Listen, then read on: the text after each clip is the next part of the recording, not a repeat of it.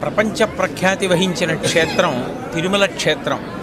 మళ్ళీ తర్వాత ఇక్కడ ఈ గోదావరి నదీ తీరంలో ఈ వాడపల్లి వెంకటేశ్వర స్వామి వారు సాధారణంగా మనకి కనపడే వెంకటేశ్వరమూర్తి కన్నా భిన్నమైన రీతిలో ఇక్కడ దర్శనం ఇస్తారు. ఆయన ఒక చేత్తో గద పట్టుకొని ఎర్రచందనపు మూర్తిగా వెలిసి ఉండడం చాలా చాలా గొప్ప విశేషం.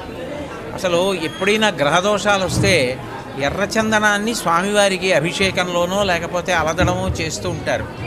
అలాంటిది ఎర్రచందనం మూర్తిలోనే స్వామివారు వెలియడం, పక్కన శ్రీదేవి అమ్మవారు కూడా ఉండడం, గదతో స్వామివారు ప్రకాశిస్తూ ఉండడం, ఆయన తన పాదాలని చూపిస్తూ ఉండడం చాలా విశేషమైన క్షేత్రం.